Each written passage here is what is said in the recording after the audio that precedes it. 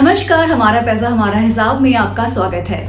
नए साल को अभी 2 महीने ही बीते हैं और अभी से यह साल कितना मजेदार होता जा रहा है। पहले बीबीसी डॉक्यूमेंट्री, फिर उसके कार्यालयों में 60 घंटे का लंबा सर्वे, अडानी पर हिंडनबर्ग की रिपोर्ट और इसके बाद अडानी के शेयरों का गिरना, 14 फरवरी को गाय हक डे की घोषणा करना और फिर उसे वापस लेना, साथ ही पठान फिल्म का बहिष्कार और फिर उसका सुपरहिट होना।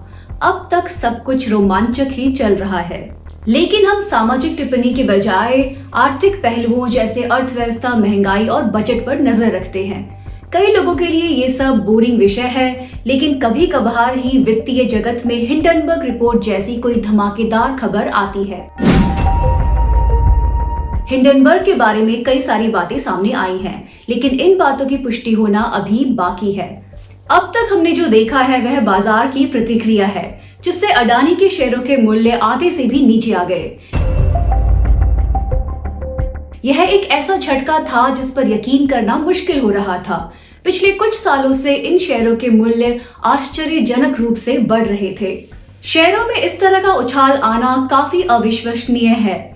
चलिए इसे एक उदाहरण से समझते हैं।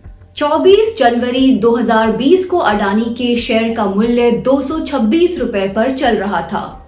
3 साल बाद हिंडनबर्ग की रिपोर्ट आने से एक दिन पहले एक शेयर 3500 रुपए पर पहुंच गया। यदि आप हिसाब लगाएं तो यह 1450% की आश्चर्यजनक वृद्धि है। जैसा कि आप जानते हैं, कंपनी के शेयर का मूल्य उसके मुनाफा कमाने के ट्रैक रिकॉर्ड और भविष्य में उसकी संभावित वृद्धि के आधार पर ऊपर नीचे होता रहता है। बेशक अर्थव्यवस्था और समाज के सामान्य रुझान भी इसे प्रभावित करते हैं, लेकिन यह थोड़े समय के लिए ही प्रभाव डाल पाते हैं। तो क्या है अडानी ग्रुप का ट्रैक रिकॉर्ड? इस वर्ष दिसंबर में खत्म होने वाले तीसरे क्वार्टर में टैक्स घटाने के बाद अडानी ग्रुप का कुल लाभ है 3616 करोड़। इसकी तुलना अन्य उद्योगों या इंडस्ट्रीज से करके देखते हैं। रिलायंस इंडस्ट्रीज ने उसी दौरान 15,792 करोड़ कमाए। टाटा समूह की शीर्ष 6 कंपनियों ने संयुक्त रूप से 13,622 करोड़ का लाभ कमाया। मुनाफा कमाने के मामले में अडानी ग्रुप काफी पीछे है। फिर भी अडानी के शेयरों में उछाल आया, क्यों और कैसे, इसकी जानकारी किसी को भी नहीं है। आइए कुछ और मापदंडों पर नजर डालते हैं। कच्चे माल की लागत, श्रम और अन्य खर्चों के बाद जो लाभ होता है उसे ऑपरेटिंग मार्जिन कहते हैं। अडानी एंटरप्राइजेस का ऑपरेटिंग मार्जिन पिछले कुछ समय से नीचे जा रहा था। यह 2015 तक 7.16% था। 2015 के बाद 6 वर्षों तक यह 4.27% और फिर पिछले 12 महीनों में 3.60% पर आ गया। दूसरा मापदंड है पूंजी पर मिलने वाला रिटर्न या आय। यह एक वित्तीय अनुपात है जो कंपनी के मुनाफे और इसकी पूंजी इस्तेमाल की कुशलता के बीच का संबंध बताता है। यह ब्याज और टैक्स से पहले की आय है और इसे व्यवसाय में लगी पूंजी से विभाजित किया जाता है। हम पिछली अवधि को ही लें तो पाएंगे कि इसमें भी गिरावट आ रही है।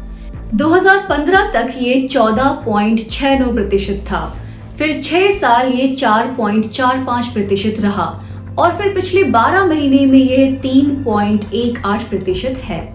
अब देखते हैं कि अडानी एंटरप्राइजेस को पैसा कहां से मिल रहा है।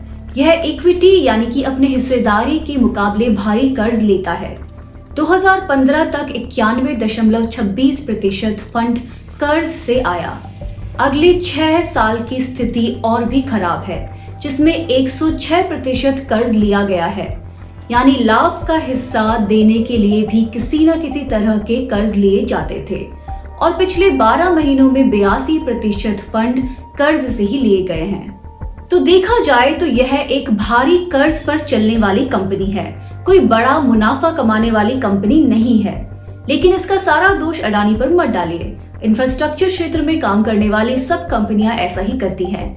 आईटी कंपनियों की तरह उनके पास बहुत बड़ा लाभ मार्जिन नहीं होता है, लेकिन फिर भी हिंडनबर्ग रिपोर्ट आने से पहले तक शेयर की कीमतें क्यों बढ़ती रही और क्या तब से कीमतें सामान्य स्तर तक आ पाई हैं? चलिए इसके प्राइस टू अर्निंग रेशियो या कमाई और शेयर के मूल्य के अनुपात को देखते हैं। इससे शेयर पर कितनी कमाई हो सकती है इसका अनुमान लगाया जा सकता है। यदि आप वर्तमान शेयर मूल्य को प्रति शेयर की गई कमाई से भाग देंगे तो निकलेगा P E ratio. Adani total gas का यह अनुपात 301.8 है, अडानी ग्रीन का 237.5 और अडानी एंटरप्राइजेस का 198.6। ध्यान देने वाली बात यह है कि यह बाजार में अडानी के शेयरों में गिरावट आने के बाद का आंकड़ा है। चलिए इसकी तुलना अन्य ग्लोबल कंपनियों से करते हैं जो इससे कहीं अधिक सफल हैं। इनका प्राइस टू अर्निंग रेशियो 100 से भी कम है।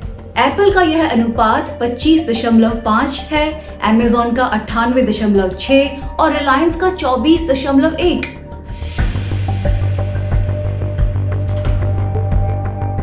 फिर वही सवाल सामने आता है कि अडानी के शेयरों में यह आश्चर्यजनक उछाल क्यों और कैसे आया, वह भी शेयरों में देखी गई भारी गिरावट आने के बाद।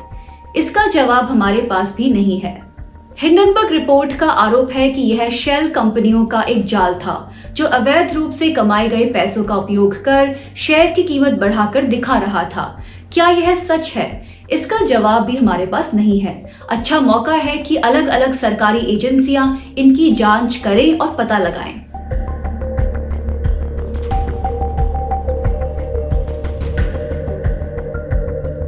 लेकिन एक बुनियादी सवाल तो बनता ही है कि इतने कम समय में मल्टी बिलियन डॉलर संपत्ति और बाजार मूल्य वाली बड़ी कंपनियां कैसे बन जाती हैं? यह हमारे देश में पिछले 30 सालों से देखने को मिल रहा है। इस कहानी का नायक उदारीकरण है।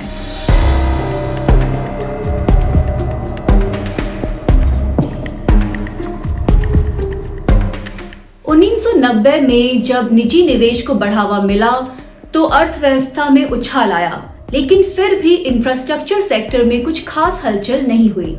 क्यों? क्योंकि यहाँ भारी निवेश की आवश्यकता थी। इसे पूरी तरह से स्थापित होने और चलने में कई साल लग जाते थे और लाभ कमाने में तो और भी ज्यादा। तीसरा कारण है लाभ मार्जिन कम होना। सार्वजनिक उद्यमों की मूल्य निर्धारण नीति के कारण लाभ मार्जिन कम था जो पहले से ही उन क्षेत्रों में काम कर रहे थे। फिर अडानी और इन जैसी अन्य कंपनियां समुद्री बंदरगाहों, हवाई अड्डों, बिजली उत्पादन, संचार, खनन और इंफ्रास्ट्रक्चर के क्षेत्र में कैसे आई? जैसा कि हमने पहले भी जिक्र किया, हमारी अर्थव्यवस्था में उछाल आया, खासकर 21वीं सदी की शुरुआत के बाद। हमारी जीडीपी दर हर साल लगभग 8% थी। विदेशी वित्तीय पूंजी हमारे बॉन्ड और इक्विटी बाजार में आ रही थी, जिससे बैंक के पास भी लोन देने के लिए अधिक राशि जमा होने लगी। बैंकों ने इंफ्रास्ट्रक्चर के साथ साथ अन्य ऐसे क्षेत्रों को भी लोन देना शुरू किया जिन्हें पहले बहुत जोखिम भरा माना जाता था। अन्य राष्ट्रीय बैंकों ने भी इस तरफ पहल की, जिसकी शुरुआत भारतीय स्टेट बैंक से हुई। सरकार का अपना बीमा समूह जीवन बीमा निगम या LIC भी जल्दी ही सामने आ गया। अडानी, अंबानी और इस तरह के अन्य कंपनियों को भी अपना कारोबार बढ़ाने के लिए पैसा मिला। लेकिन क्या अर्थव्यवस्था मजबूत करने के लिए निजी निवेशकों को अधिक निवेश करने में मदद करना उचित नहीं है? बिल्कुल है, लेकिन यह पूरी कहानी नहीं है।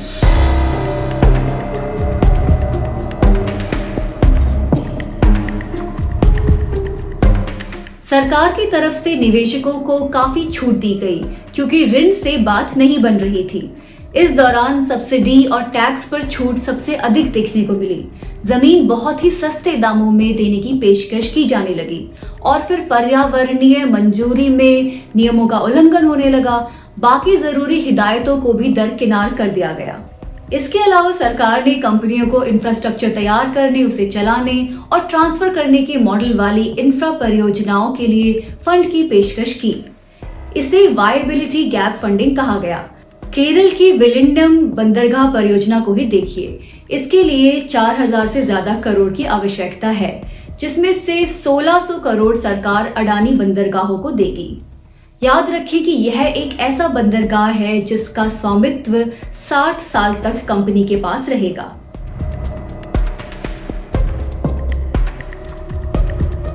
तो ऐसी सार्वजनिक लिमिटेड कंपनियों का क्या होता है जो पहले से ही बिजनेस कर रही हैं? प्रतियोगिता बढ़ने से इनमें से कुछ धीमे पड़ गए, कुछ बंद हो गए। भारत का मोबाइल संचार उद्योग इसका एक उदाहरण है। when you have to say. यह सरकार के स्वामित्व वाली BSNL ही थी जिसने देश में पहली बार हमारे मोबाइल इनकमिंग कॉल को मुफ्त किया था। लेकिन जल्द ही यह ऐसी सरकारी नीतियों में उलझ गया जिसके कारण BSNL को कुछ उपकरण लेने के लिए वैश्विक स्तर पर टेंडर लेने की अनुमति नहीं मिली। इससे कंपनी सस्ते और अच्छे उपकरण नहीं खरीद पाई जिन्हें अन्य कंपनियां आसानी से खरीद सकती थी। वहीं से BSNL का पतन शुरू हो गया। हम देख ही रहे हैं कि अब BSNL की स्थिति क्या है। फिर सरकार ने रेल और सड़कों के निर्माण के लिए इन निजी उद्यमों को फंड देना शुरू किया। हाल ही के बजट में इसके लिए 10 लाख करोड़ रुपए निर्धारित किए गए हैं। एक तर्क के रूप में हम मान भी लें कि यह सब अर्थव्यवस्था को बढ़ावा देने के लिए किया गया है, लेकिन अन्य क्षेत्रों का क्या? यहीं से उदारवादी दर्शन या फिलॉसफी की शुरुआत होती है। सरकार फिस्कल कंजर्वेटिज्म में विश्वास करती है, यानी कि एक किस्म की आर्थिक रूढ़िवादिता। यह निजी निवेशकों की पूरी तरह से मदद करेगी, लेकिन सार्वजनिक निवेश में ऋण के रूप में भी ज्यादा खर्च नहीं करेगी। इसका मतलब है कि सामाजिक कल्याण योजनाओं में कम खर्च किया जाएगा, जैसा कि हमने ग्रामीण रोजगार योजनाओं में देखा। यहाँ पुराने फंड में भी कटौती कर उसे 1/3 कम कर दिया गया। शिक्षा और स्वास्थ्य पर भी कम खर्च हो रहा है, जैसा कि हमने हाल के बजट में देखा, और खाद्य सुरक्षा पर भी सब्सिडी कम कर दी गई है। इसका कारण यह है कि जब पैसे की कमी होती है तो नव उदारवाद ऐसे खर्चों पर रोक लगाता है। लेकिन हैरानी की बात यह है कि इस समय भी सरकार निजी निवेशकों को हर संभव मदद करने के लिए तैयार है। Now, why is all this happening? We need to understand that there's a twin strategy of the government of India. What is this twin strategy? I've been writing about it for some time. The twin strategy is to promote some big businessmen like the chai balls. And on the other hand, because when you do that, you give concessions. So like, for instance, the Atmanirbhar Bharat package that was there in May 2020 during the pandemic, that gave 22 lakh crores, but only 3 lakh crores went to the people who'd lost everything, who needed the funds, and the remaining 19 lakh crore was all credit to businesses, etc. So it's very clear that the government of India is promoting big business, okay? And as a result, the poor people are suffering. And that's the part of the political strategy, that if the poor people suffer, then we can keep giving them a little bit of sop, and therefore they'd be indebted. So permanently, you create a constituency for yourself politically by saying we are giving you free grains, we are giving you free, gas and various other things. So you create a permanent political constituency by doing that. But on the other hand, you create the big, big businesses like the chai balls of South Korea. तो ऐसे बनते हैं अंबानी और अडानी। वे वादा करते हैं कि जो लाभ होगा वह ऊपर से नीचे सभी में बटेगा, लेकिन इसमें कितनी असमानता है, यह घिसी पिटी बात हो गई है। आए दिन आप रिपोर्टों में देखते हैं कि किस तरह से अमीर और अमीर होते जा रहे हैं और जो फायदा नीचे के तबके को मिलना चाहिए वो उन्हें नहीं मिल पा रहा है।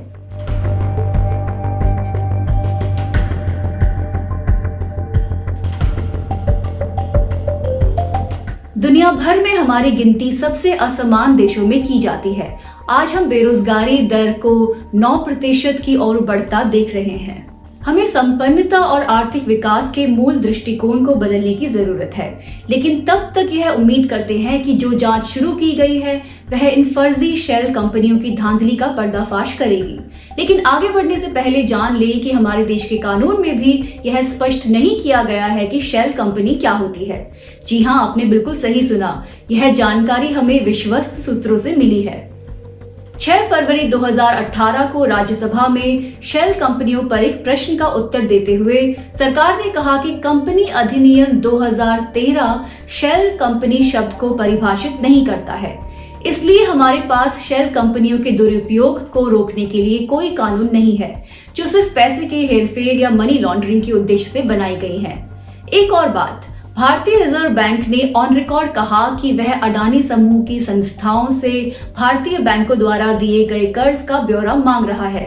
यह आश्चर्यजनक है कि देश के केंद्रीय बैंक के पास पहले से यह जानकारी नहीं है।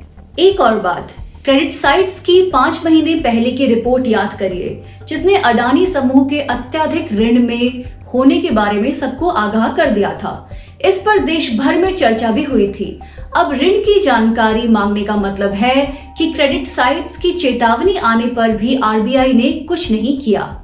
यह वाकई हैरानी वाली बात है। कहते हैं ना, देर आए दुरुस्त आए। कम से कम अब तो इस मामले पर जांच शुरू होनी चाहिए।